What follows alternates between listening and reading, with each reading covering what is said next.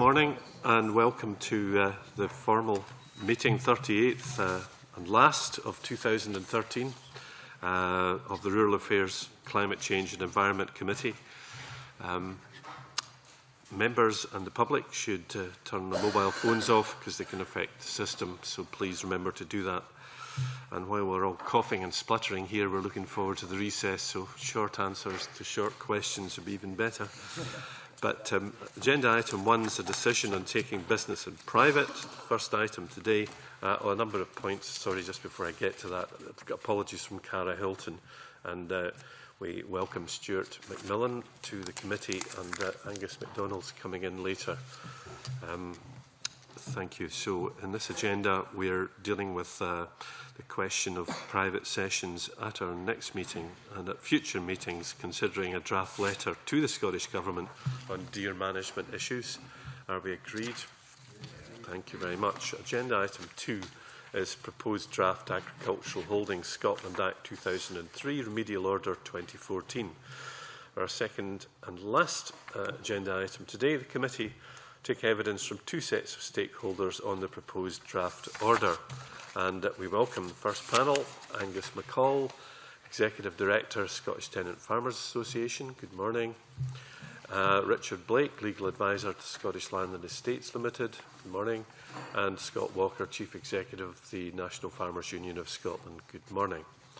I refer members to the paper, and since we're having no opening statements, I'm just going to kick off with the first question, which is, are you satisfied that the Scottish Government has made sufficient effort to become aware of all those affected by the legal defect? Just let me know who wants to answer. Angus McCall. Thank you, Convener. It'll be a short statement from me because my voice is on the way out. One of the concerns that we have as an organisation is that we believe there are quite a number of tenant farmers who will not be aware of exactly what's going on. And I think the numbers that were being quoted from the Scottish Government are relatively low. I suspect that there may be a lot more out there who don't realise that it's what's happening, and there'll also be quite a number in the groups that aren't being considered that I think will have something to say about it at a future stage. So I think the government could possibly have. The Cabinet Secretary was going to write every tenant, but he never did, which I think was a mistake. We'll explore that certainly with him. Anyone else on this point? Scott?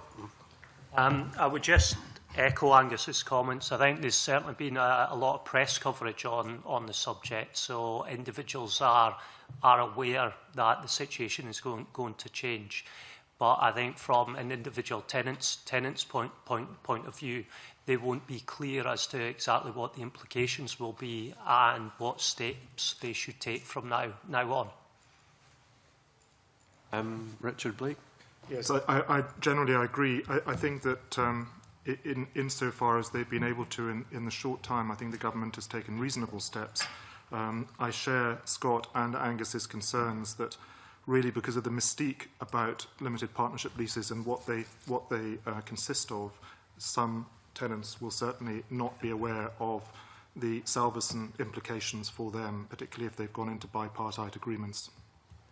It's our understanding, and we've seen the letter, that the government has written to every tenant in the country. I don't think it was sent to every tenant in the country. I stand corrected if it was, but we certainly circulated it to all of our members. But I'm not sure if every tenant actually would have received it. Yeah. Graham Day. Yeah, thank you. Just from a layman's perspective, it strikes me as inconceivable that if you're a tenant farmer and you have the slightest concern that you might be caught up in this, you're not going to take proactive steps to ascertain your position. I think that unfortunately that there are a number of tenants who are so focused on their businesses that they may well have not realised the implications for themselves.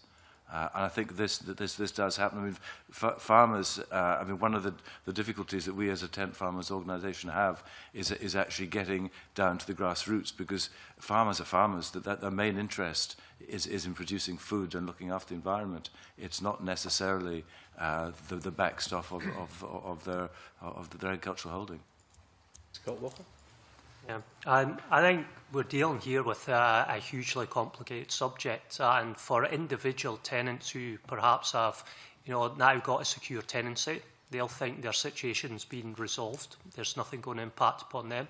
For individuals who are, say, assisted at the Land Court, they of course will be following this case very closely. But certainly a lot of our members, and I suspect same thing for Angus's members, they rely upon their representative bodies to be working in their best interest. So they're working hard on their farms, not really following what is a highly technical subject, which even at this stage is unclear exactly what actions individuals should be taken. Could I just add one point to that? I have been made aware by some professional advisors that when the government invited parties who considered that they had an issue to get onto the internet and fill in the website form, that some advice was don't, because it might prejudice your position. So I think there are people out there who know the situation but have not yet come forward. Angus has already said that he's been in touch with his members. What have they, Scott Walker, have you done to encourage your members to respond to the government? Yeah, a number of things. We've had articles, certainly in our magazine, it's been spoke about at our committees and our regional structure, and we've had news releases out in the press on the subject. I suspect a lot of individuals are waiting to see what the outcome of the bill will be, and therefore have a clear pathway which to follow. Certainly what we would like to do at the end of this process is be able to contact our members, say, if you're in this situation, these are the further actions that you should take. Anything to add, Richard Blake? Certainly, Scottish Land and Estates publicised the proposed draft remedial order, and after our discussions with the government officials, we told them about the website, and the individuals who had been in constant touch with me, members of our organisation who'd been in touch with me, I gave them the necessary link direct, and I believe that both of them did actually complete the forms. Okay, next question, Graham Day. Thank you. Given the evidence you've given so far, do you think more time is needed to investigate the direct or indirect effects of the defective legislation, or is ending the current uncertainty in reasonable time more important? Yes. Yep. I could kick off. I think that it's very important from both sides' points of view to get this resolved as soon as possible. I think that the Supreme Court was very clear that 12 months was a reasonable time to get this fix in place. And I see there being two issues. The first one is the legal fix that the Supreme Court requires, and I think for the good of the industry to move forward, for those affected parties, it needs to be put in place and resolved sooner rather than later. And then the second issue is where there has been a perceived loss, then the individuals have to look at that situation and take advice. But I think the sooner both sides of any particular case are able to plan forward and see what their positions are, the better. We're back in the uncertain phase again. I think by and large I would agree with Richard Blake. I think we do need to get certainty and clarity as soon as possible. We're not particularly happy with the legal fix, although we understand that it probably is the only route open to the Scottish Government. But I think what is important is, after it's in place, to spend sufficient time to make sure that the outstanding issues get resolved. I think that is more important than trying to tinker with the fix. We would, however, like to see a commitment from the Scottish Government as part of the fix that they will have a look at the compensation issues for people to whom harm has been done. Round at this end of the table, I just think, picking up on the last point that Angus mentioned, it's really the compensation issue that's going to be critical, and how that will be followed through by individuals, and what form of help and assistance and guidance can be given in that process. So if I may come here, so presumably the quicker we get this resolved, the quicker we will see people who haven't yet come forward come forward. Okay, yeah. Thank you. Okay, move on. Nigel Dawn. Mr. Convener, and good morning, gentlemen. If I can just pick up on the SDFA submission, it questions why the government has not sought to devise a remedy that would be more in keeping with the policy intentions of opening up land to tenancies. If I can reduce it to a single line, it looks as though the remedy is essentially to give landlords access to their land again and routes to do that. You make a fair point. Do you think the draft order actually does provide, this is to the whole panel, but I think Angus may want to start, does it provide an appropriate balance between landlords and tenants? I think it puts tenants in a particularly difficult position. The focus of the Supreme Court's judgment seems to have been that it was the landlord's rights that were violated. But in my way of thinking, and most of our organisation's way of thinking, there's significant damage being done to tenants' rights. We haven't as yet taken legal advice on the implications of that, but we intend to do so. But we think that tenants will be. I mean, there will be people who will lose their farms, and these are tenants who would, in the normal course of events, have expected a limited partnership tenancy to have carried on, because a lot of limited partnership tenancies, although they were conceived of as short-term fixes, a lot of them did actually go on from lease to lease and then from year to year.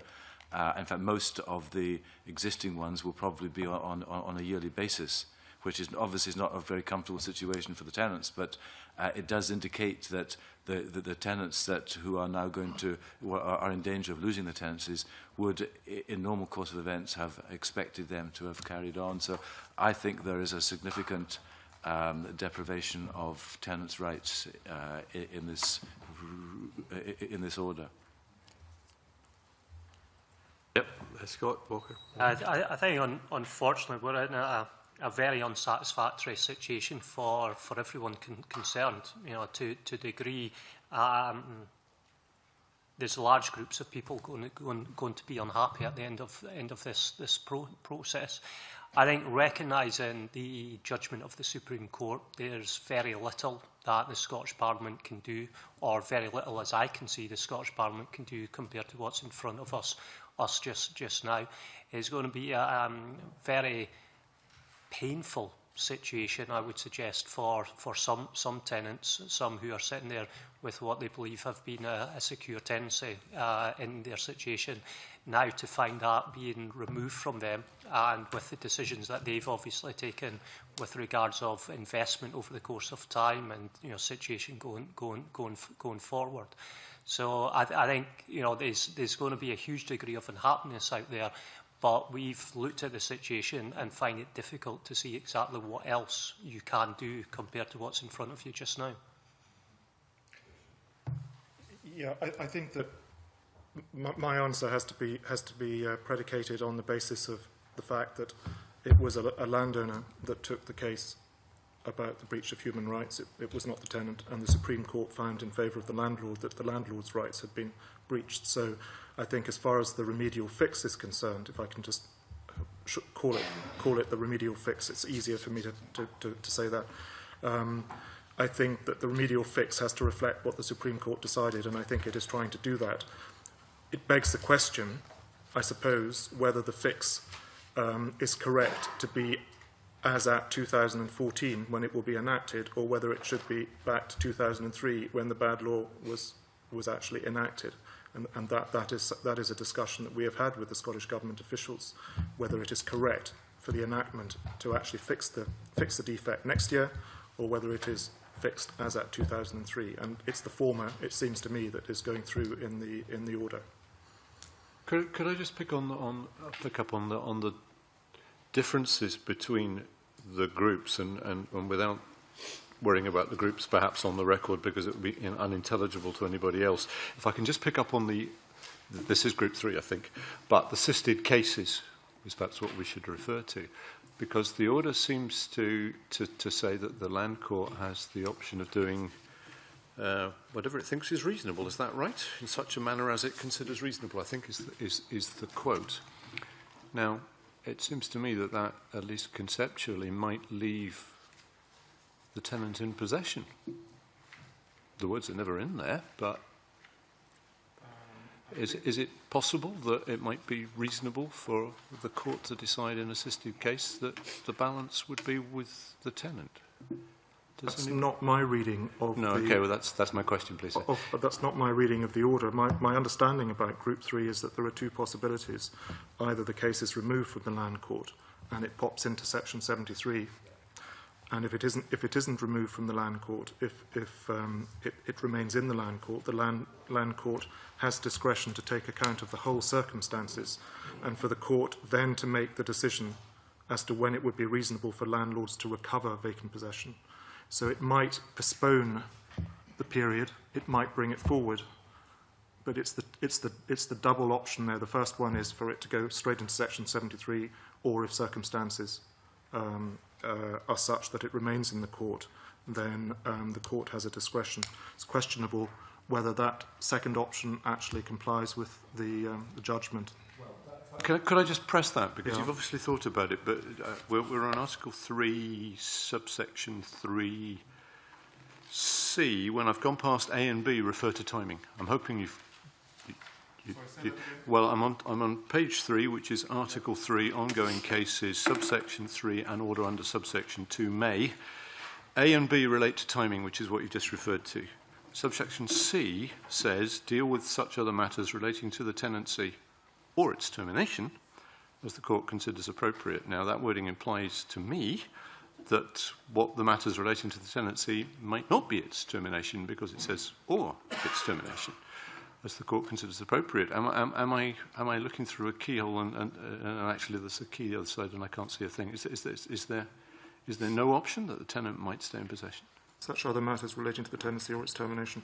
That interpretation had not occurred to me before, but I imagine that there may be other matters that the Land Court might have to consider, such as improvements, compensation for improvements.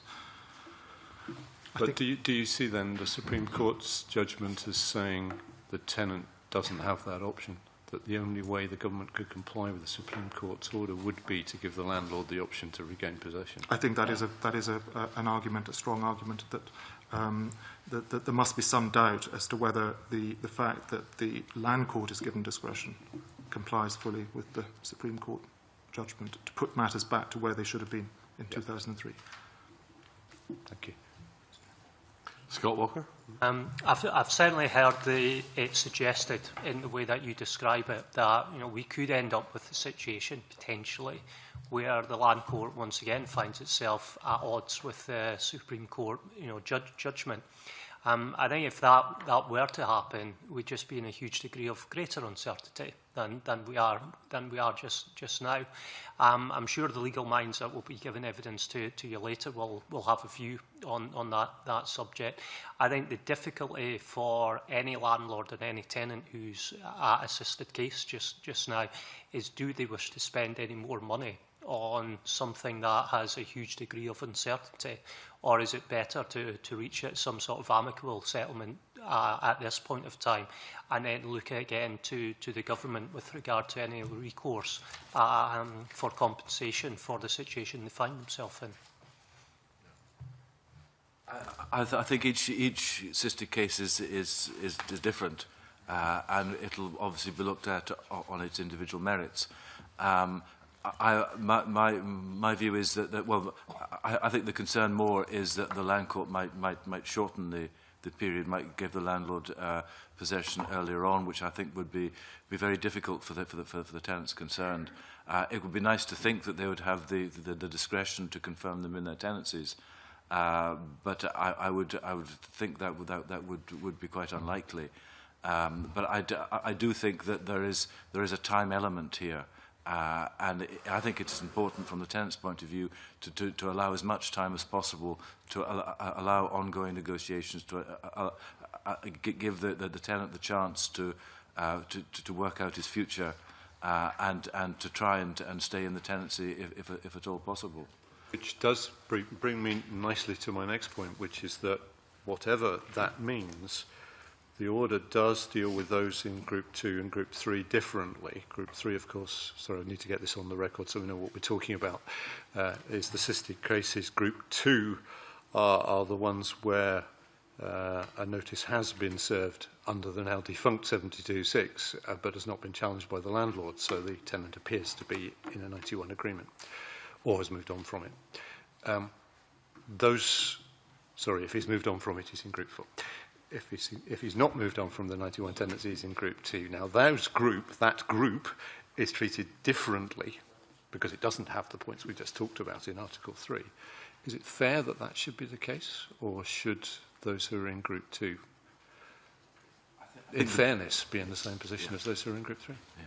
I think the people who are in Group 2, the people who are in possession of secure tenancies at the moment, they are in a completely different position in that they will have had their possession of the secure tenancies for probably a number of years. They will have invested in it, in their tenancies. They will have done forward planning. We know of at least 2 of them whose sons have come back, abandoned other careers and come back to the farm. So you're looking at a whole family operation that is in danger of falling apart. And I think these people, it's crucial that that there's sufficient time is devoted to try and see if some sort of a reconciliation can be done between landlord and tenant, so that these people can actually stay in their farms. And if they aren't, if that is not able to happen, then obviously they will have to be compensated appropriately. But I mean, we're looking at government policy, and government policy is to grow the tenanted sector, is to make use of tenants to deliver government targets of growing food and looking after the environment, etc., etc. So I think it should be government priority to maintain people in farms wherever possible. I think, if I understood your question correctly, Mr. Dawn, you were asking, I think you were asking whether Group 2 should be put in the same situation as Group 3, or was it the other way around? I think my question is it fair that they should be treated differently? Well, I think my answer to that is that potentially it could be discriminatory. I think that's probably what you're looking for. That's my feeling. Potentially it is. So you've read my question as can it be discriminatory, and you've given the answer yes, which is fair enough. Potentially, and within Group 2, I think there is another issue about the opting in to Section 73 by the landlords. I don't think they should have to opt in. I put that in my evidence. So you'd rather they just automatically they were put in a position where they had opted in? And they could opt out if they wanted. I don't see why the landlord should be put under another onerous condition to have to opt in to Section 73, and why the legislation should not just put them straight in. Thank you. It's an interesting thought. Okay. Graham Day. Yeah, if I may briefly convene, can I take Angus McCall back to the answer he gave to Nigel Dawn's original question about the appropriateness and the fairness of the remedy? I wonder, Mr McCall, understanding fully the concerns for your members that you've articulated and indeed sympathising with them, do you accept the more pragmatic view that Scott Walker has taken about the remedy, i.e. that it ain't perfect, but the government was in a very difficult position and this is what it has to do, or do you have an alternative remedy in mind? I would agree that the government is in a very difficult position and it has little option. The Supreme Court has said that the remaining in 1991 tenancies is unlawful. But accepting that point, I think that you do, and I think the government has recognised the difficult position that these tenants are in, which is why they have introduced this cooling off period. And I really think this is absolutely essential. And I think that the government should be part of the mediation process rather than the government mediating between landlord and tenant. I think mediation should take place with the government in the room as well, as it were, because what we're needing government support to try and move these tenants on. So I think we're going to be moving on to cooling off in a moment. Thank you. But before that, the ECHR compatibility. Claudia Beamish, please. Good morning to you, panel.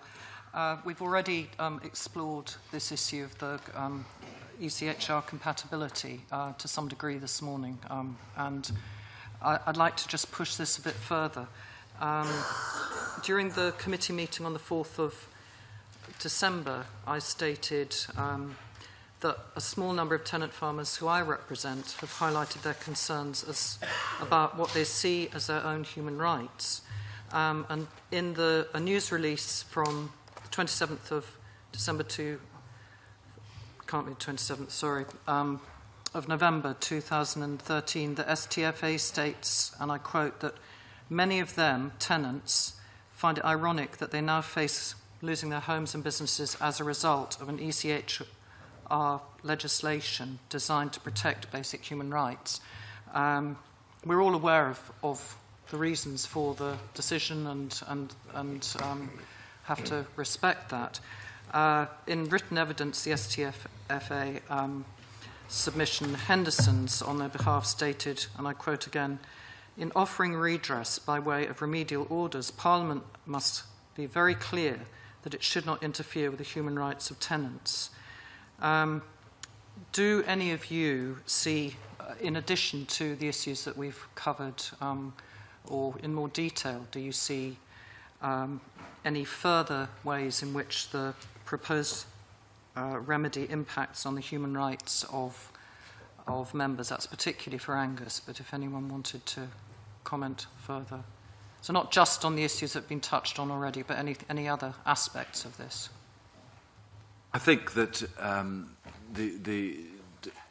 I think tenants are the sort of victims in this particular situation, because they have acted according to what rights that were conferred on them in 2003, and they've acted in good faith on these rights, and I think they now find themselves in a very invidious position. We have not yet taken advice on the human rights aspect, but I suspect that there may well be a good case to make that tenants' rights are actually being interfered with by this fix. I think the Supreme Court in its judgment did recognise that there would be harm done to tenants as well as as had been done to landlords, and it's the retrospective nature of the fix that is really causing this. Other comments from anyone else at this stage? Yep. I think it's partly repeating what I said before, but the whole situation is very unsatisfactory for everyone concerned. I think we're in the situation where the Supreme Court have given a ruling. We've now got to deal with that ruling in a practical way possible. I think everyone, when you look at the different scenarios people find themselves in, will have huge sympathy for different groups of people. The group I particularly find the situation very unsatisfactory for is individuals who were tenants, who excised the rights as was given to them by the Scottish Parliament, have claimed a full tenancy.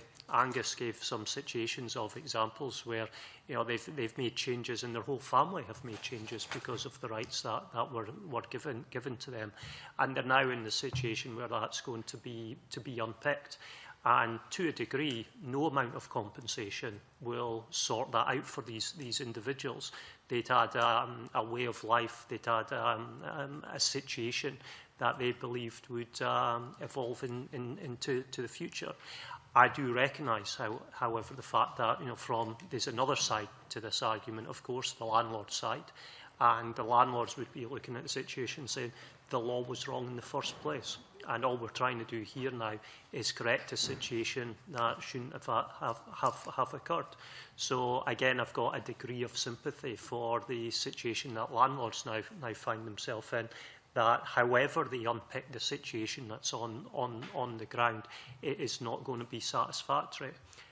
We're in a danger, of course, that the actions that now take place could further tarnish reputations, further tarnish the image of the landlord-tenant sector. And I think, as both Richard and Angus have said so far this morning, what we really want individuals to do is to seek mediation, to sit down wherever possible and to find out if there are a set of circumstances that could be brought about in these cases where individual parties can work together and continue to farm the land in some way similar to what currently exists. Nick Lyle, on mediation. Yes, can I actually pick up on the comments that Scott Walker has just made, and actually Angus MacColl, and I'm not a farmer, but that's the point.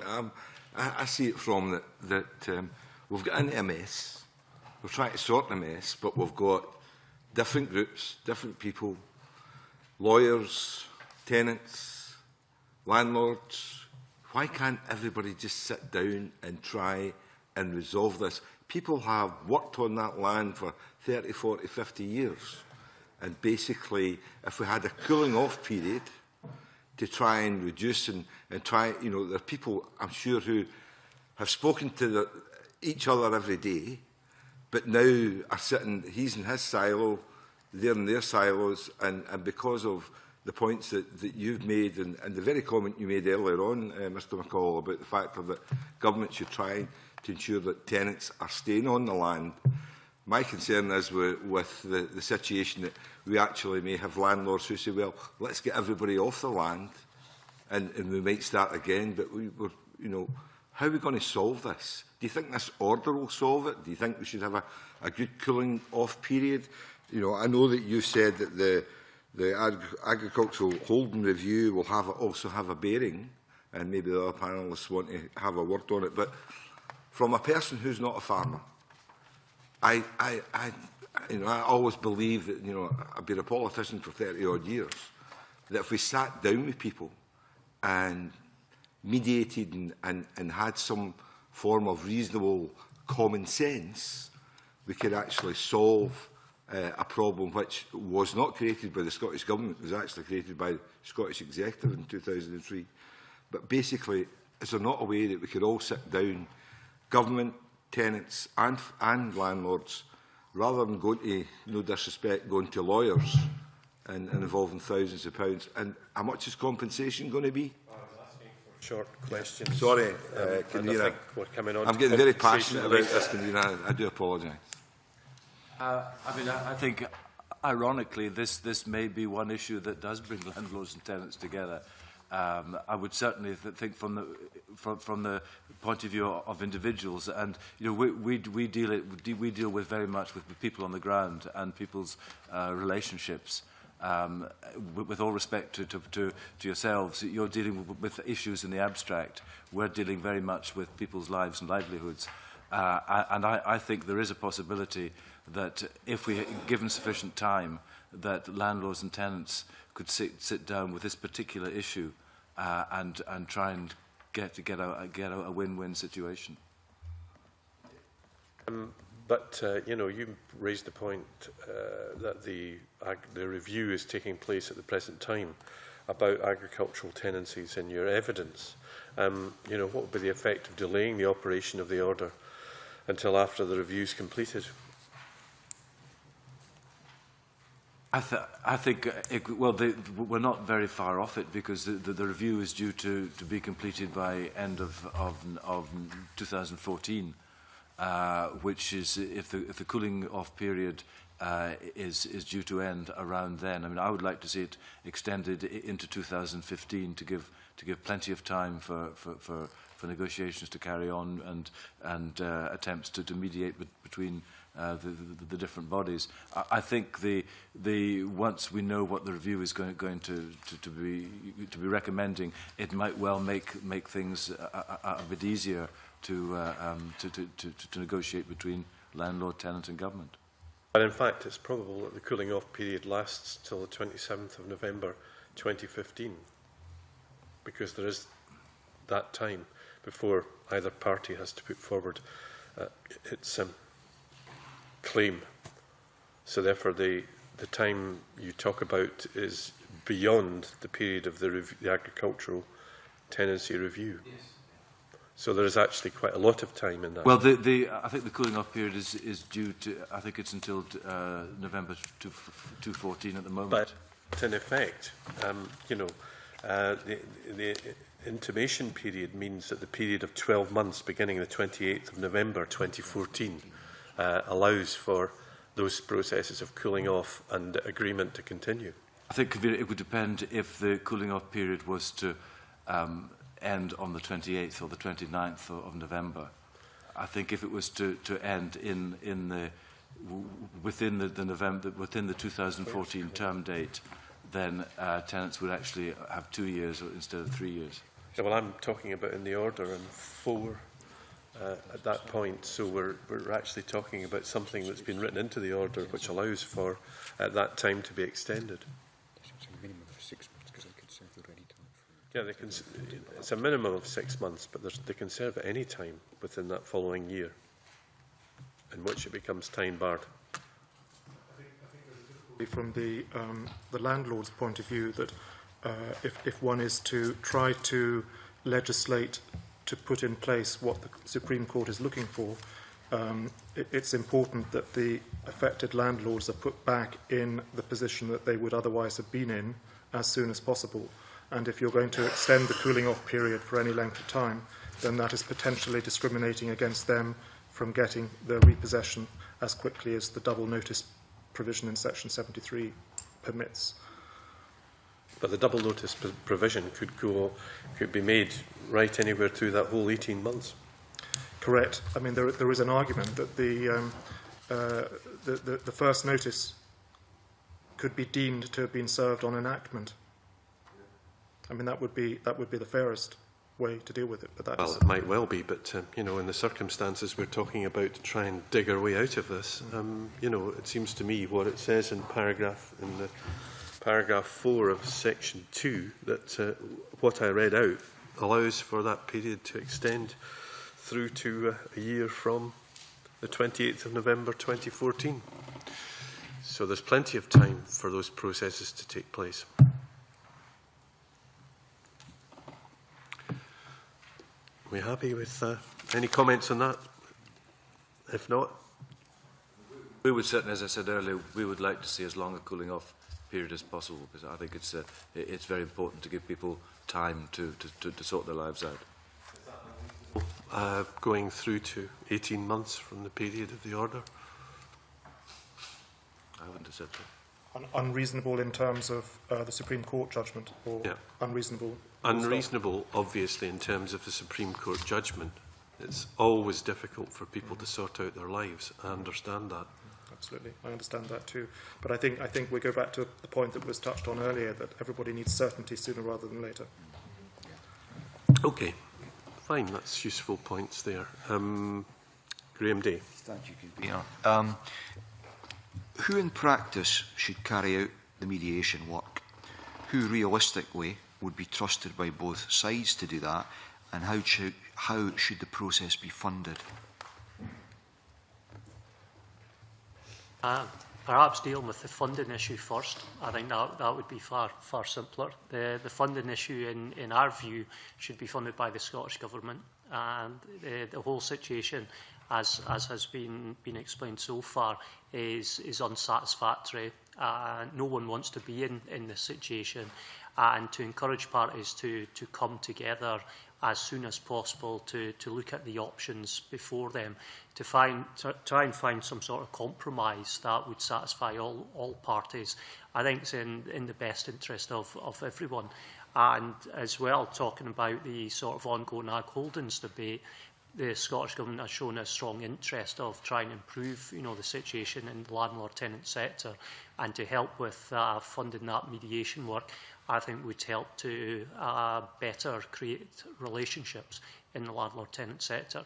With regards to who should do that, I'll perhaps let Richard and Angus speak first.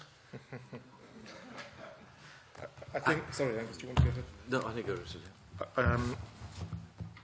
On the funding, I would agree with Scott. I think that the mediation is a difficult one here, because you're not just mediating between two parties that you would in a straightforward agricultural holdings dispute, where you have the landlord's case on the one side and the tenant's case on the other side. Here we have a situation where legislation is forcing a situation on both parties to see whether something can be brokered. But at the end of the day, both those parties will have an issue with the Scottish Government as well. So you have, back to Angus's point, you've got a third party involved there. And I think that from looking at it from a purely legal point of view, I think that there will be a certain amount of caution on both sides going into potential mediation, because they may have had to identify what their potential claims against the third party, being the government, are before they enter into the mediation process between the two of them. And I think that further complicates it. Moving on to who should do the mediation, we have a very complex situation here, because we have the agricultural holdings legislation, which is difficult. We all know that it's difficult, and we also have potential compensation claims, which will be built into agricultural land values, as well as quantifying the loss to the individuals. So you have to get, first of all, an experienced and probably accredited mediator, and there are accredited mediators within the Faculty of Advocates and the Law Society of Scotland. And then, of course, there are the SABA and the FRICSs of this world, who have experience in the land values, but possibly not in the quantifying the claims. I would broadly agree. I think that there, as to take in the previous order, I think the mediation would have to be funded by the Scottish Government. I think that the Scottish Government has got to be part of the process rather than doing the mediation. That point has been made before. And thirdly, I think that there are mediation people who do mediation, that there are mediators about, and I think we could easily find someone who would be capable of.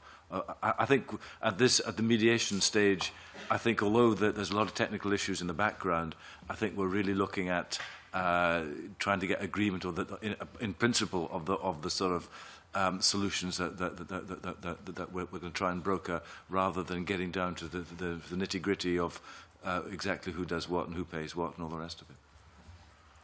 And having heard the other two answers, Mr. Walker? I don't know. I generally don't know. I think the way I look at mediation is a way of individuals bringing some three parties in this case into room, of exploring the various options and trying to build a consensus viewpoint. So I don't believe the mediator in this case necessarily has to have all knowledge of agricultural tenancies, but what they may have to have is some fallback where they can seek an outside party who can inform them and give them clear direction as to what the law would be on different situations. Thank you. That's useful. Okay, and on to the elephant in the room, compensation. Alec Ferguson. Be there, convener, for a moment. Good morning, gentlemen. The subject of compensation has already been mentioned several times during the evidence we've had so far, and when we took evidence from Scottish Government officials on this, the subject was raised again. I know it was part of early discussions with stakeholders as well in the early days of this process. The Scottish Government has stated that it is has great difficulty, I think was the words it used, in generically accepting liability through all of this. I'd be interested in your views on that.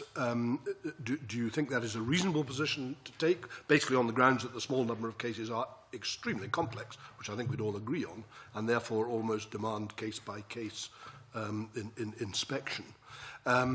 Or do you think there is a more generic option available? Do you want me to start? Whoever. I'm happy to lead on this. I think that I understand where the Scottish Government is coming from and taking a view on it. Again, as a lawyer, I think that is probably the advice that I would be giving a client, to deny all responsibility until you see the scope and variety of the claims. We as an organisation have looked at this very broadly, not specifically, and it does seem to me that there are, and this is looking at it from both sides, not just the landlord side, but the tenant side as well. There are the difficult, as Mr Ferguson says, there are very complex claims that will go back to 2003 and will then involve potentially uplift in values of agricultural land, tax implications, loss of agricultural property relief, lots and lots of difficult issues that have to be grasped. There will be new areas that possibly haven't been seen before in quantifying claims, and I think this is where the government is possibly, quite understandably, being cautious. There are then probably a number of what I would call smaller claims, which might just be, particularly with the bipartite agreements that have been entered into, and everybody is reasonably happy with the way things have been going. There may be small claims to do with legal costs, etc., that might have been, and professional costs that might have been incurred at the beginning. And there might be the potential there to encourage a class action. In other words, get a group of tenants together, get a group of landlords together, and then go and talk to the Scottish Government about it. Try and get one case agreed in principle to set the framework. I would have thought that that might have been a workable way forward. That's not to say that the government can immediately come forward and say, yes, we accept liability for potential class actions. I can understand that. I don't know whether that's of any help. Anybody else? My view is I think we need to, the government needs to make some sort of statement, some sort of acceptance that they recognise that compensation and liability is going to be an issue. I think it's going to be very difficult for individuals to feel that they can bankroll compensation claims against the government, because most of the people I'm concerned about, the tenants, will not have deep pockets in order to bankroll big compensation claims. So we would like to have an assurance from the word go that there is going to be, that this is going to be recognised as an issue, and the government is going to take it on board.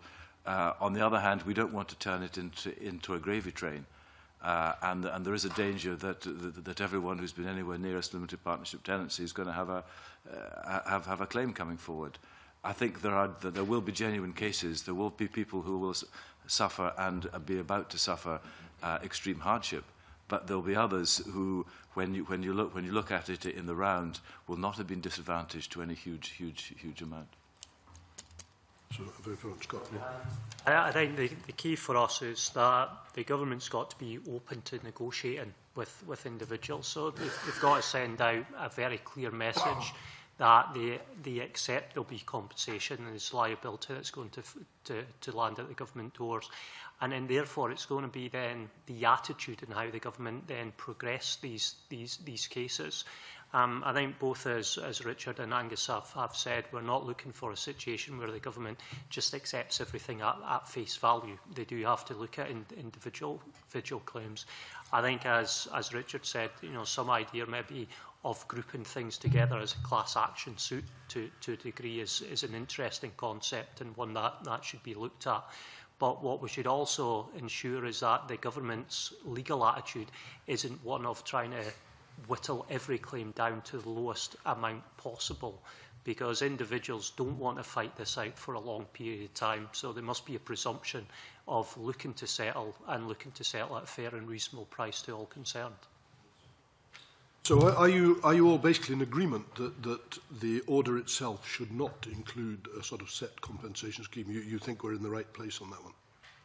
I think maybe not a set compensation scheme, but I think that there should be a recognition that there are going to be claims, and claims are going to be dealt with on their individual merits. I think to put in a generic scheme would be very difficult because you need to quantify it. But I think that there has to be a statutory recognition that the compensation is going to be an issue. Could I just make one very brief point, Convener? Just on that point, I think I tried to make it clear in my written evidence that I thought that the background papers to the order were possibly misleading in that the only reference to numbers is 20-ish cases, and that's in groups 1, 2 and 3. And again, I understand where the Scottish Government have got those figures from because it's on the basis of best data available at the time. But it's rather pigeonholing other potential claimants and saying, we're not really interested in you, you may not have a claim. I think somewhere it says they may or may not be content. That's all it says. And I share Angus's view that there needs to be some sort of statement from the government to clarify this. I find that very helpful. Thank you very much indeed. I want to follow that up at the moment from something earlier that Richard Blake said. You talked about where compensation is due from, and you implied, in my view, that refers back to 2003, which is the time of the decision. Am I correct in understanding that that's your position? Compensation would include the last 10 years, basically.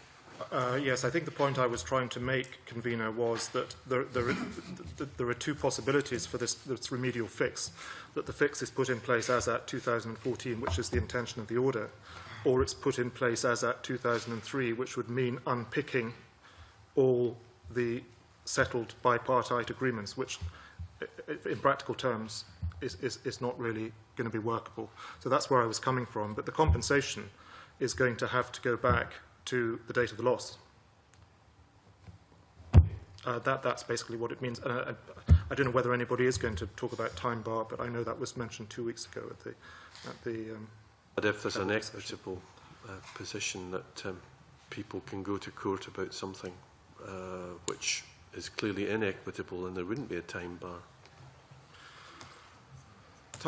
My understanding about time bar is that it normally commences at the time that the aggrieved party became aware of the loss. But in terms of Acts of Parliament, is there any kind of time bar? I would have thought that we talked about this within the SLE Technical Legal Group just last week, and there were differing opinions, as there normally are when you get lawyers together in a room. And one of the opinions was that for groups 4 and 5 in the order, the time bar could start at the date of the Supreme Court judgment because they're not part of this order. Another view was that the time bar would start at the date of enactment of the legislation because groups 4 and 5 might still come into the order before it's enacted, so that the legislation isn't clear. Nigel Donn, on that point. Thank you. If I buy your point that for group 4 and 5, it might come in at the time of the judgment, because you say it's not part of the order and it's not apparently, they're not apparently in a position that's affected by the Supreme Court judgment, except that they wouldn't have a claim without the Supreme Court judgment. So, yeah, that's the point at which their ability or the opportunity or they're aware that they might have awareness, a claim. Yes. And am I right in thinking that in some circumstances that might be a year? Might be. A year? A year's... that was all they'd have under... No, it would be 5 years under the prescription and limitation. They would have 5 years to bring a claim, again, for their loss. 3 years for personal injury and 5 years for a normal loss, commercial loss. Yes. So these 5 years, at worst, 5 years would be triggered from the date of the Supreme Court judgment. At best, it would be from the date of enactment of the order. It's not the 1 year for an ECHR claim? Is this an ECHR claim? Well, it only arises from an ECHR judgment. Well, I'll leave you with a thought. But I'm just contemplating. That then might mean that your time bar, well, somebody's time bar runs out before we can actually have this fixed. Thank you for giving me that thought to worry about. I'm terribly sorry if that spoke the morning. We're delighted to. Did you have a short point, Richard? A short point. who knows how much a claim is going to be? Supposedly 20 cases or 100 cases, or could be hundreds of cases. PPI has cost banks billions of pounds. How much do you think this would a reasonable case? Pick a case. 100, you know, for people for the living, £100,000, £200,000. What? Who knows? Sorry, I don't think it's easy to come up with an answer, but I do know that considerable sums were paid back in 2003 by landlords to buy out the secure tenant after the defective legislation. So, big seven-figure sums. Scott, through you, convener, Scott Walker or Angus MacColl, any figures in mind? No, again, it's until you start to quantify loss of earnings, loss of, all the rest of it. It could be very significant sums. I too know of a large sum paid out to a tenant, but that was part of, I don't know if it's the same one that Richard is referring to, but that was as part of another legal argument. So I think each one would have to be looked at on a case-by-case basis. Is it a significant sum?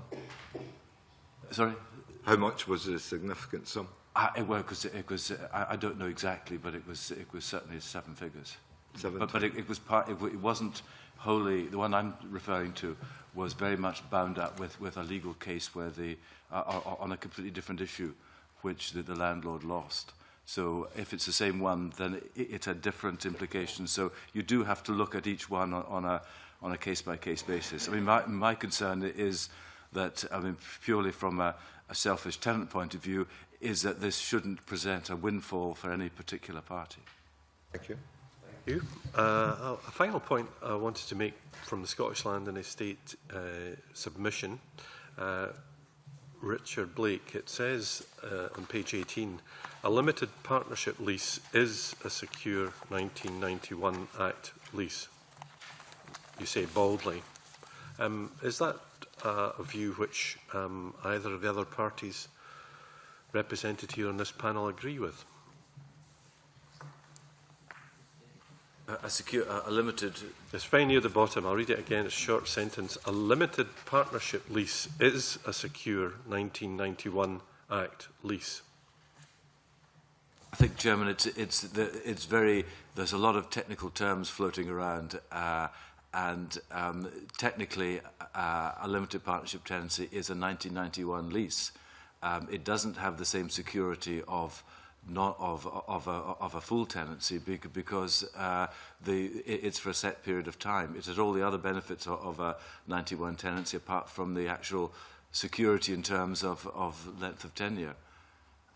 So it's only secure as long as the period lasts. And Scott Walker? Yeah, I think all the language, whenever you start talking about leases, is confusing for myself, and I think the vast majority of tenant farmers out there will like to keep things simple. So when people talk about secure tenancies, they're talking about something that's inheritable and passed on from generation to generation. Everyone's understanding of a limited partnership was it was for a fixed period of time. So as Angus says, well, it's maybe all covered up within the same act. So technically the statement is correct that you read, convener. And the situation for individuals on the ground is they see the two very, very different, and they confer very different opportunities to both parties that have signed up to these agreements. So in other words, it's a matter of interpretation. I think I could say that it's not one of the other leases. It's not a limited duration and a short limited duration tenancy. It is a 91 Act tenancy, by definition. Has to be. Yes, but the question about the security argument is one which we might well have. Scott Walker. I think, Mr. Convener, what you have highlighted there is again a situation with regards to guidance that needs to go out to people once this remedial order has gone through Parliament, that the guidance has to be put out in a very simple format that individuals can understand. I always try and learn something during the course of any year. And I think the one thing that I've taken home as the strongest message during 2013, and it was a meeting with Scottish Government Department officials, was saying about the average reading age in Scotland is 10-year-old. So for any guidance that is put out, I think that's where you should pitch it at, so that people can understand it.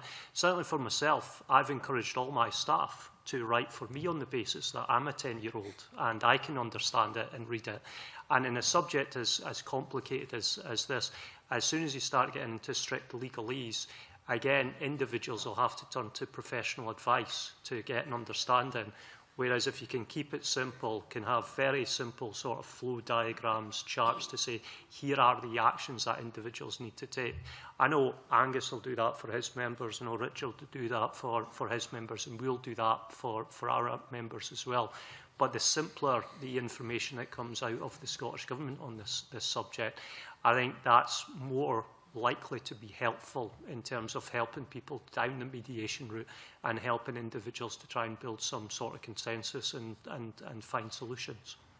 If I could just add slightly to that, I think it's important to, when we're talking about, we're having this debate about a remedial order, it's important to remember that there still are somewhere between 400 and 500 tenants still in limited, and landlords still in limited partnership tenancies.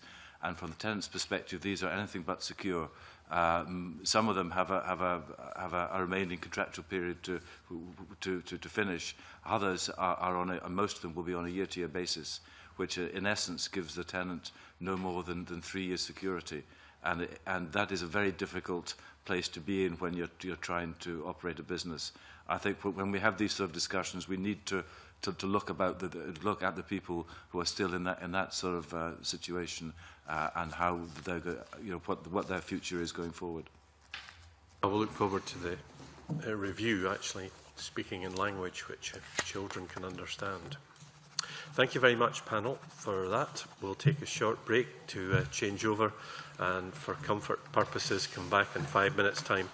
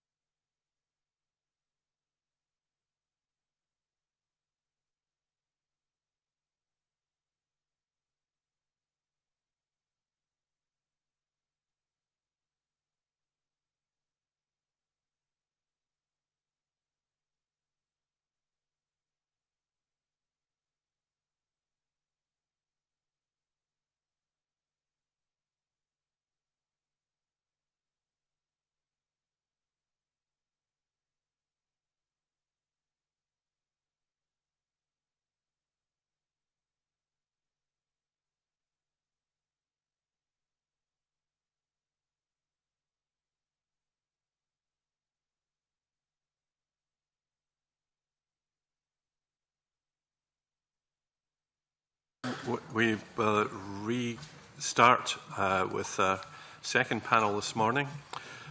We'll be going straight to questions, but we welcome Malcolm Taylor, Head of Land Management for the Bell Ingram and the Factor for Airlie Estate, the Royal Institution of Chartered Surveyors. Martin Hall, President of the Scottish Agricultural Arbiters and Valuers Association. Welcome. And Mike Gascoigne, the Convener of the Rural Affairs Subcommittee of the Law Society of Scotland. Welcome. We're going to kick off straight away by asking you, are you satisfied that the Scottish Government has made sufficient effort to become aware of all those affected by the legal defect and that it is being corrected, in as constructive and as fair a manner as possible? So 2 parts to the question. Who wants to kick off? Martin, yeah. As far as I'm aware, I think there's been a good effort made to contact as many people as possible. It's certainly been widely distributed through the member organisations that we heard from earlier and through the press. So from that point of view, I think... thank you. The answer is yes. Malcolm Taylor. And similarly, yes, I think that there has been a good effort made to contact those who have been involved in the past and are still involved. I think possibly maybe one group that might have may slip through the net might be somebody who has sold a farm in the interim and has moved on and may not be aware of the actual ramifications of what's happening. Yeah. Okay. Yes. From the Law Society point of view, we made an effort to have those who specialise in agricultural law aware of the, first of all, of the Supreme Court judgment and then this draft order, because they are probably a key piece of data provider, having leases in their safes and so forth. But do you think it's being corrected in as constructive and fair a manner as possible? Yes, I would say so. Yes. Okay. We're all agreed about that. Righto, thank you. Graham Day. Okay. Good morning, gentlemen. Do you think more time might be needed to investigate the direct or indirect effects of the defective legislation, or is ending the current uncertainty in reasonable time much more important?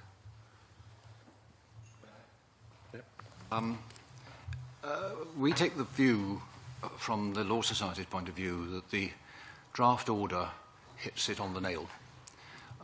It does the right things for the right reasons, and we're satisfied on that front.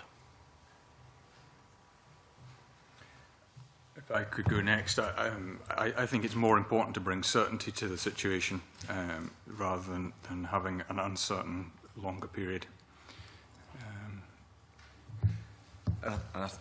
I think that's right. And acting for both parties, the uncertainty in any business organisation and running farms and owning land is a business, and anything that causes uncertainty is detrimental. And I think that what we have in front of us is a good way of actually bringing it to a head. That's fine. Thank you. Dick Lyle. Convener, good morning, gentlemen. In evidence to the committee, a panellist actually made the comment, no one is challenging the need for a legal solution. Nobody is challenging the method. Do you think the draft order provides the most appropriate legal solution to the defect? And is there any other alternative path that you would like to be considered? From the point of view, the committee I chair takes the view that it is spot on. It does what it has to do, and well. If I could go next, the Scottish Agricultural Arbiters take the view that the right steps are being taken and would not wish to pursue another route. And that's echoed by the RICS. There is a route here which we feel is equitable to the parties and should be pursued. Very interesting to have 3 people all going down the same road. Thank you, Convener. Thank you. Claudia Beamish. Thank you, Convener. Good morning to the panel.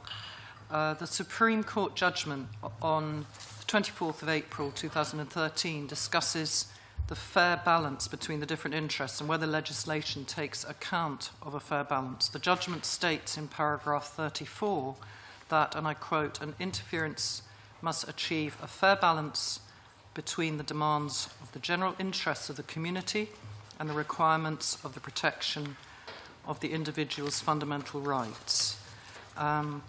Could the panel comment, do you think that the draft order provides a fair balance between the interests of the landlord and the tenant?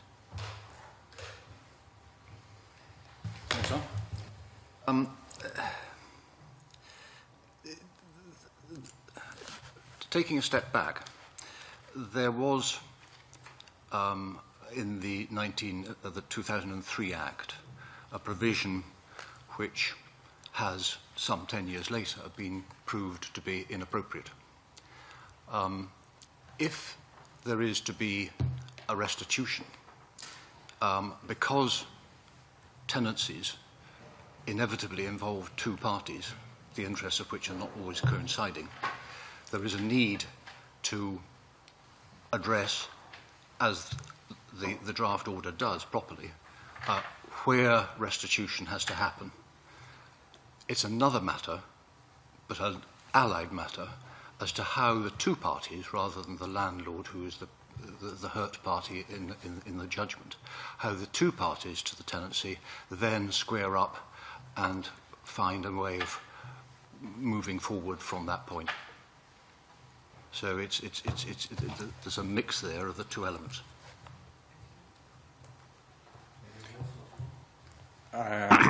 It's a very difficult question, isn't it? There's always going to be one party that suffers and one party that is put back in the position that should have been. So I don't think there's any other route, but it is, as Mike said, very important that it's also linked with the third element, that there's redress for the suffered party.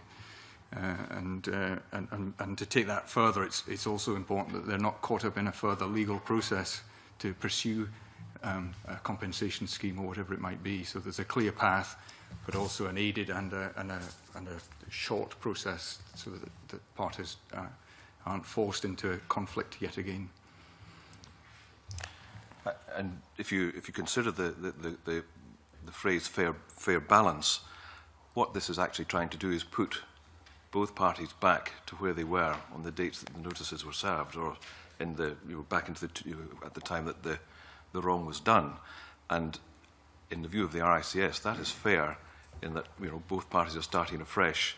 And if that's how it's to be looked at, it has to be fair to landlord, tenant, and the wider public interest as well. Thank you all for those responses.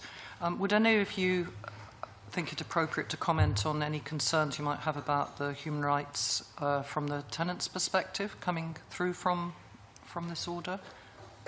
Bearing in mind, obviously, it has been a Supreme Court judgment which has found opposition.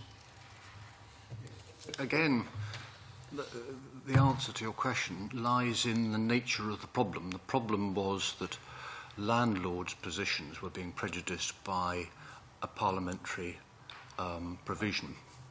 But they're not the only person involved.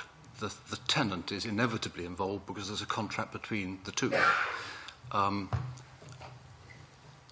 If you put the clock back to where it was before this happened, there was a lease granted by a landlord to a limited partnership which was his or her tenant. That's the starting point for putting the thing right, is whether that limited partnership is allowed to remain for a period beyond what the landlord will have as a means of getting rid of the tenant, and where the parties representing the tenancy, the tenant's interest, where their concern is are they going to get a raw deal? And in our judgment, as the Law Society, we think the deal is about right. It gives them an opportunity to negotiate for some kind of new operation, which might be as little as 3 years. It could be a lot longer. It's a matter of discussion. From the panellists on this issue?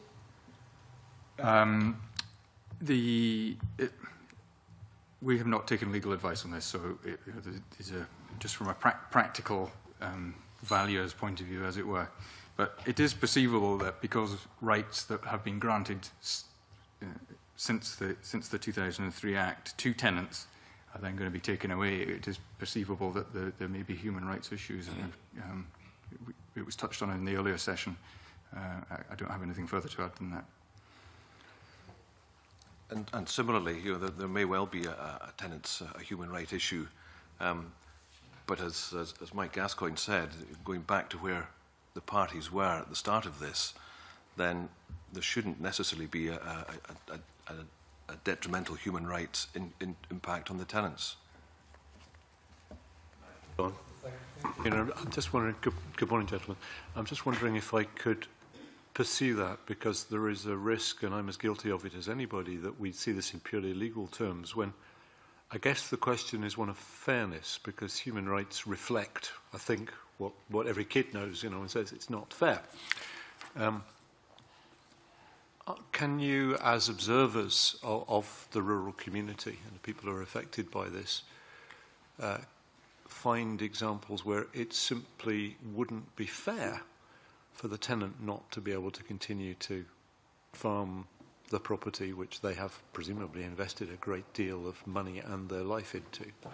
Is it automatically the case that it's fair that the tenant loses his tenancy if the landlord chooses to take it back?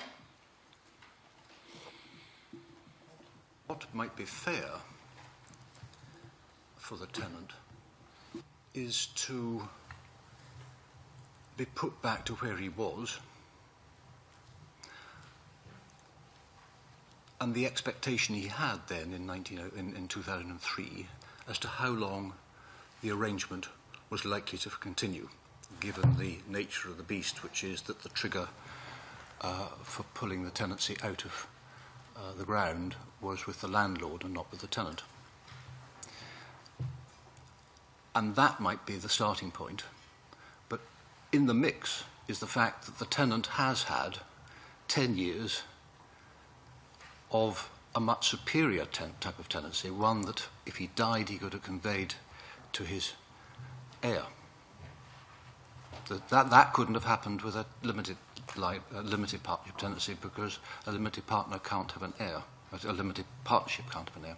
I'm going to say I understand that, and forgive me, I don't want to stop your colleagues from coming in on my original question, but surely that tenant, as you say, might have died and passed, and somebody may have done, had, by dint of having a full 91 tenancy, the expectation of holding on to this as long as he had progeny, and therefore might have well have invested in a way which is not just money, but effort, in a way that he wouldn't have done had he been in the original position.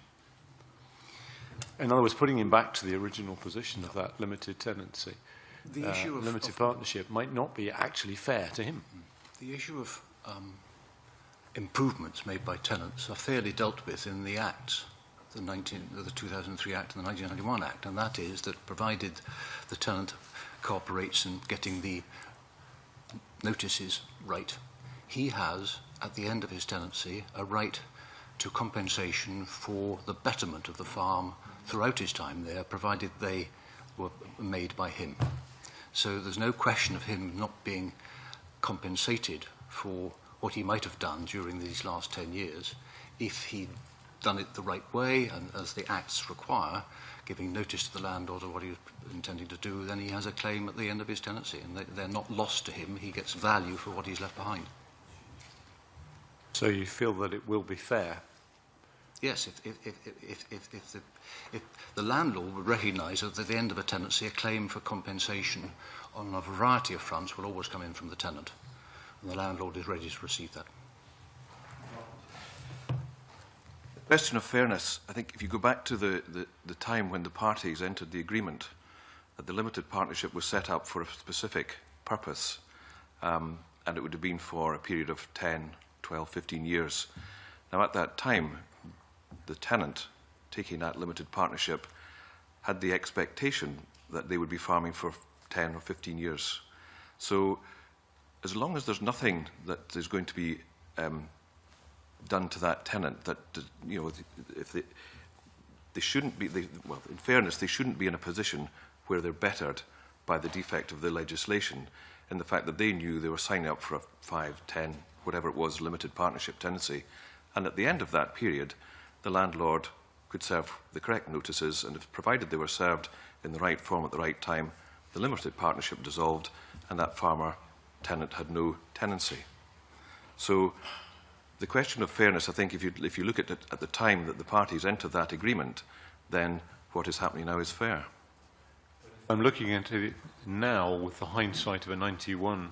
I'm with Group 2 and the fact that they've got a 91 tenancy at the moment. Is it fair on them in particular?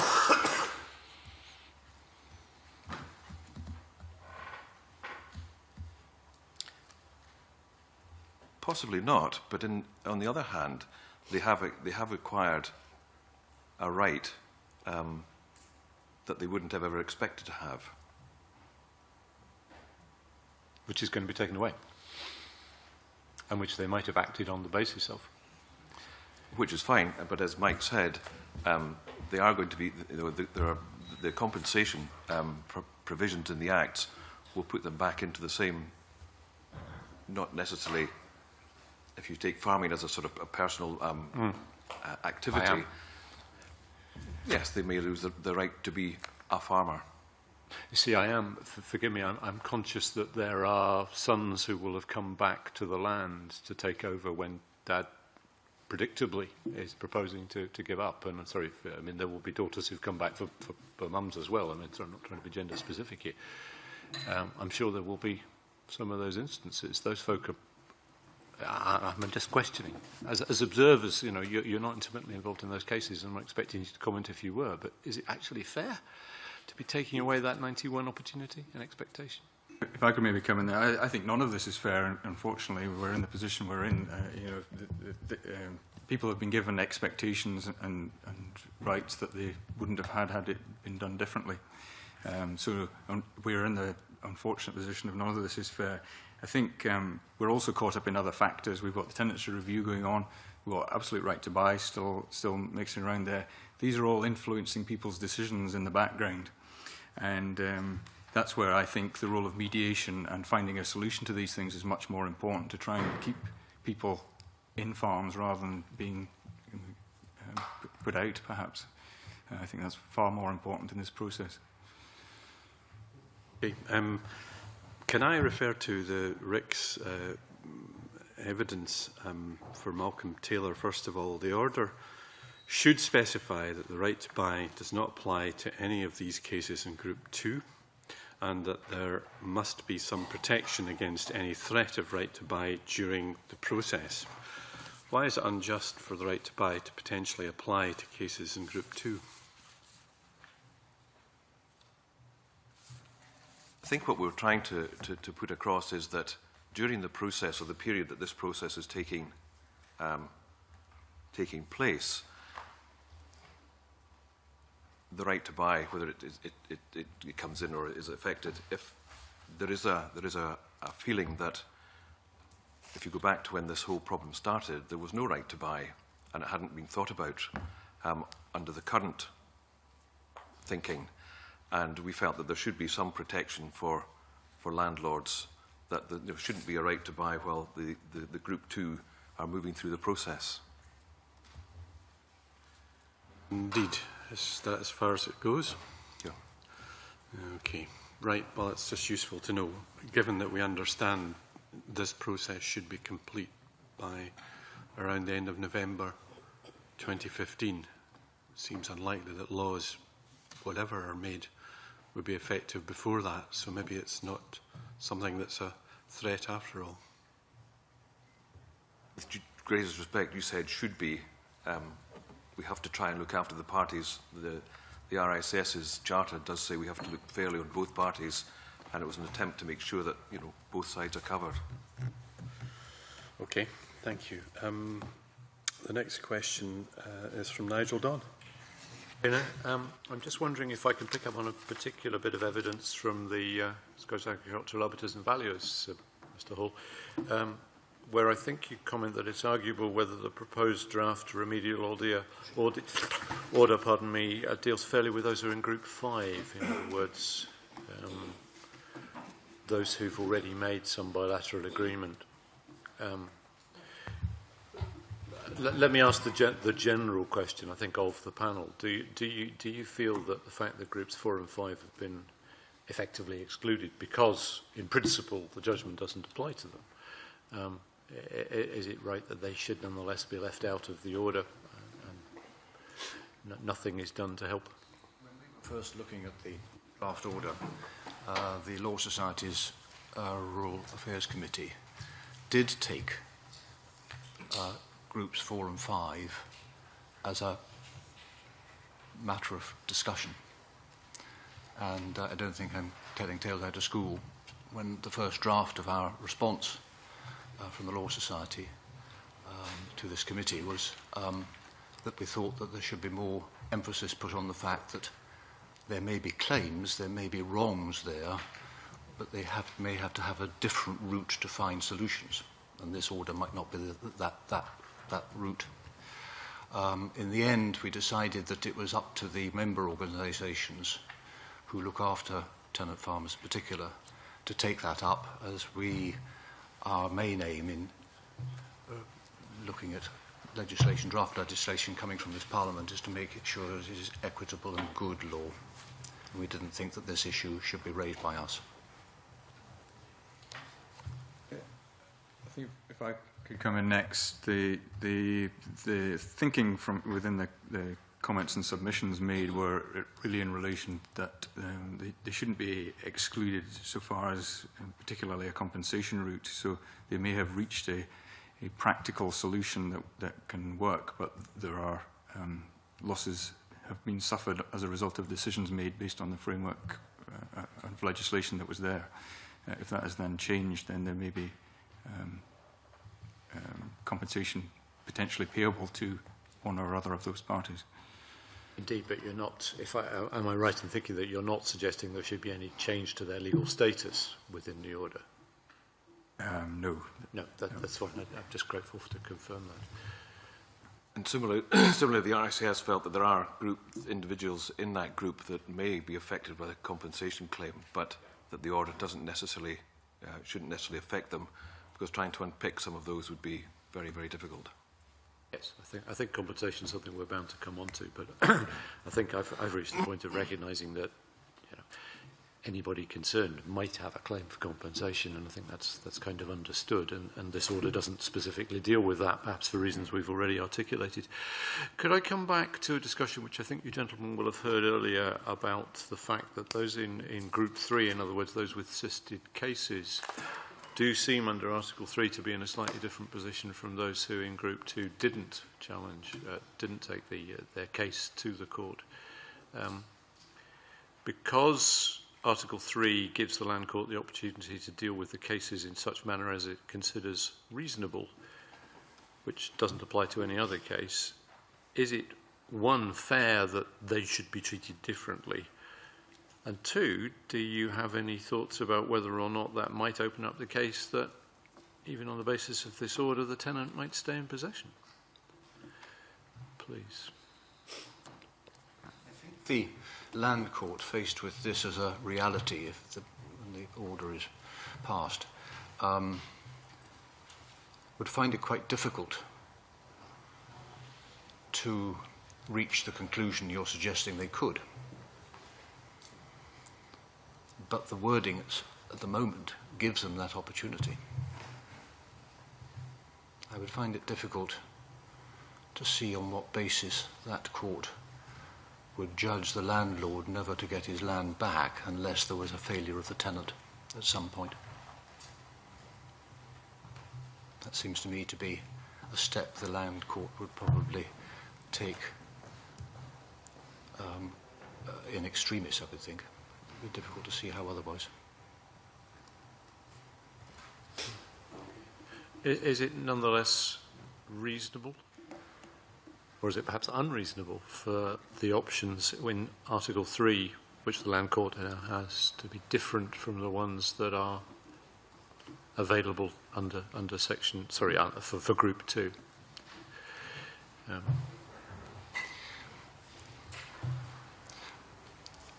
On a particular level, it could be argued, in my view, that that option for the court should not be there. It takes away your question.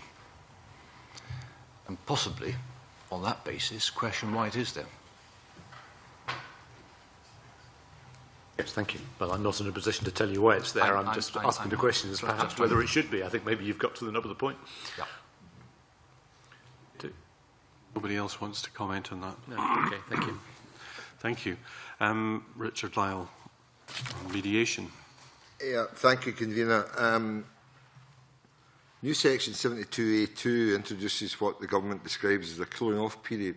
In written evidence to the committee, the SLAE states that the cooling off period is possibly not compliant with ECHR. What is the panel's understanding of the wording of the cooling off period? Do you have any concerns about it, especially related to ECHR?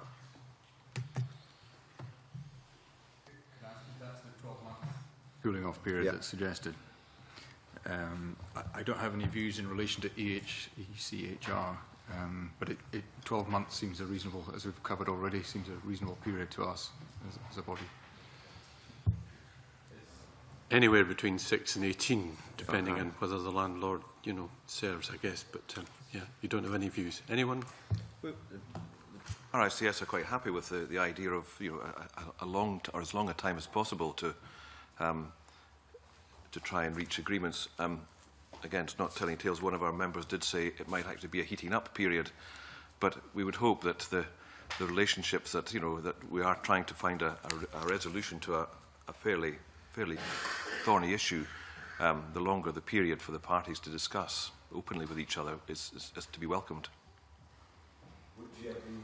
Through you, Convener, would the panellists agree with the Scottish Tenant Farmers Association that the government's agricultural holdings review, which actually won't finish until, I believe, 2015, will have a bearing on the cooling off period, and what would the effect of delaying the operation of the order until after that review is complete?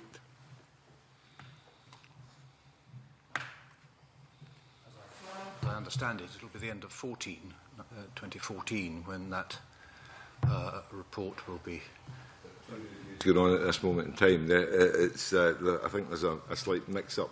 I believe the land review and there's an agricultural holding review, which is 2015. Review, I think, is due to report by the end of next year, 14.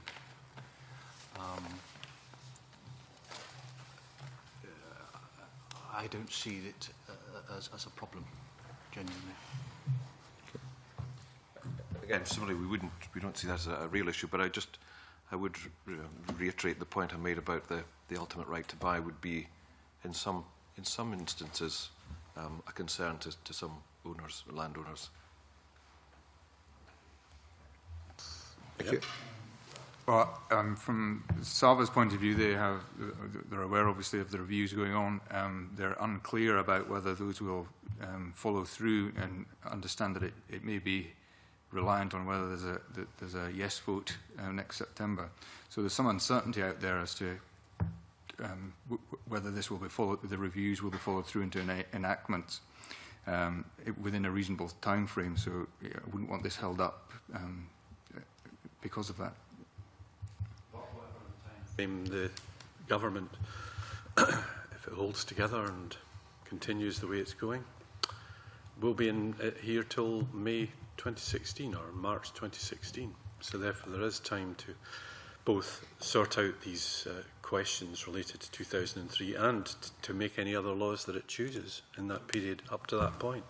That is good if that is the case, but there's, in the outside world there's some uncertainty about that. So. About the government being there till 2016? No. No. Okay. Regarding there will be a great deal of other business that will gain priority over and above it. Well, anyway, thank you very much for your comments on that. Alec Ferguson, compensation.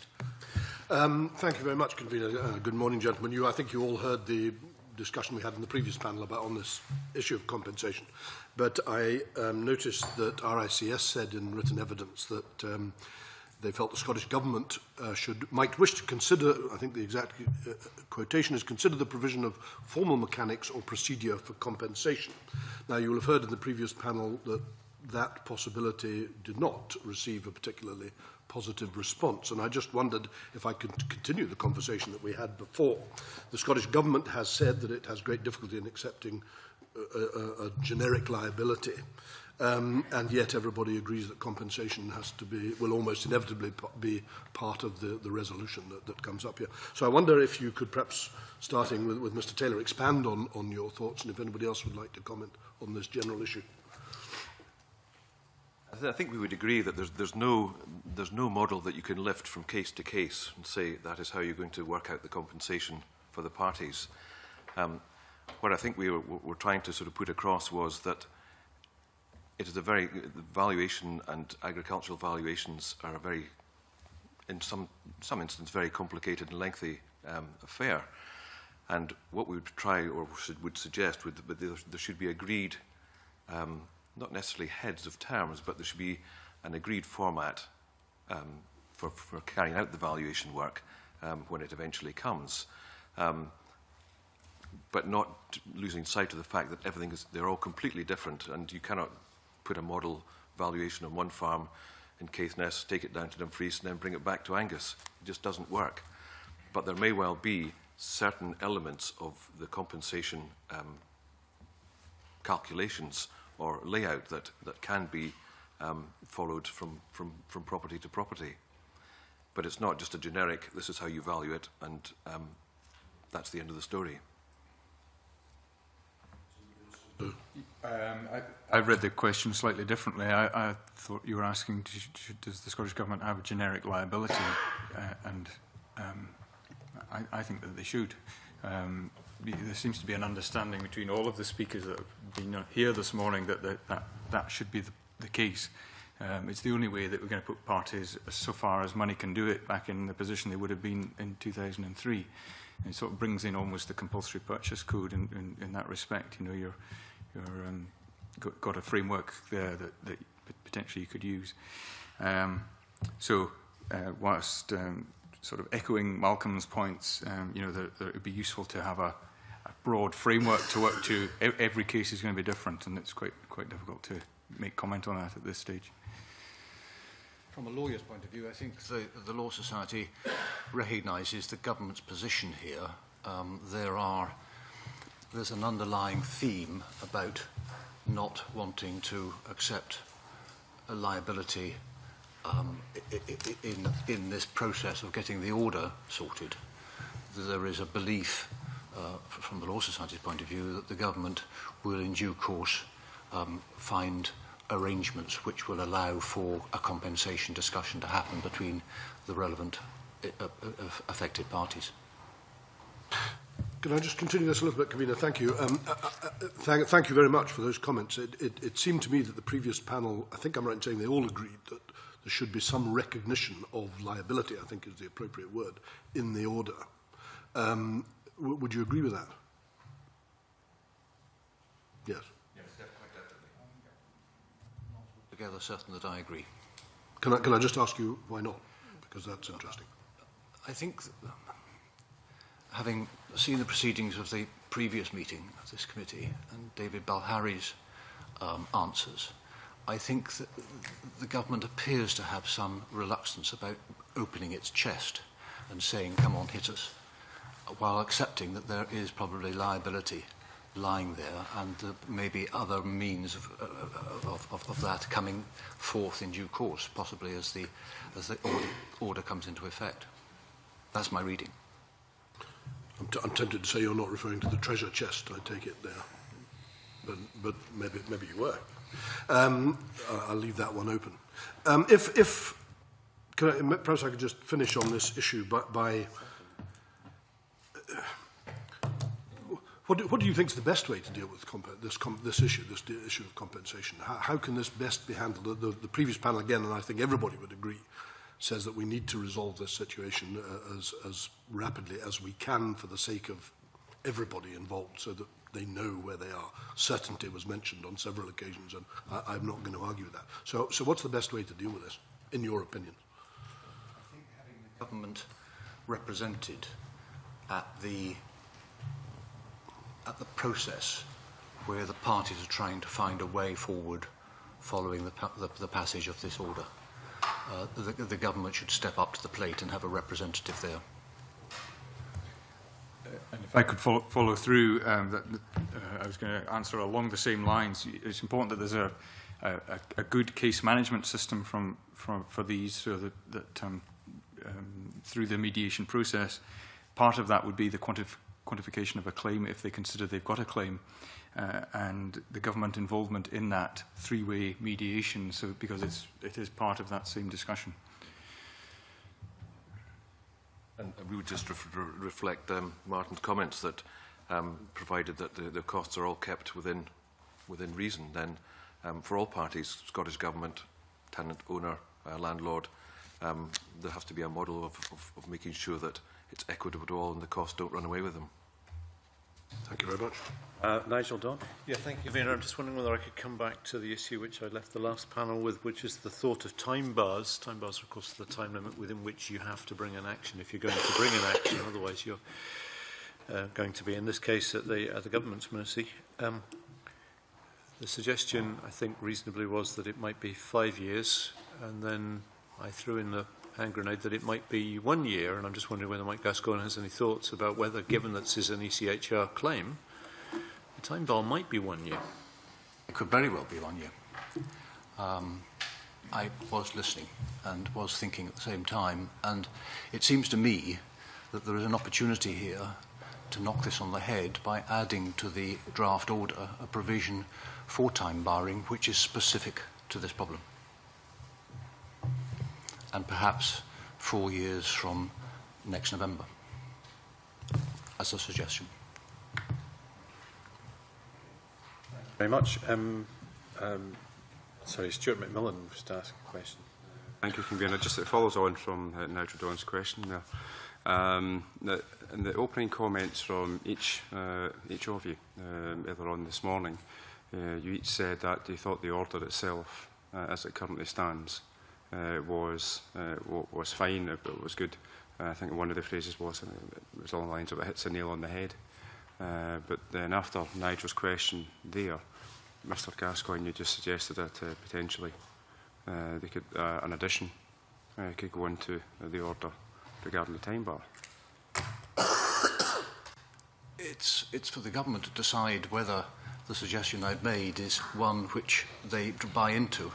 But if there is an issue, it seems to me that it's in the government's hands to sort. We shouldn't be fiddling around with the existing law of time bar, which doesn't fit this rather unique occasion. Graham Day. Thank you, Convener.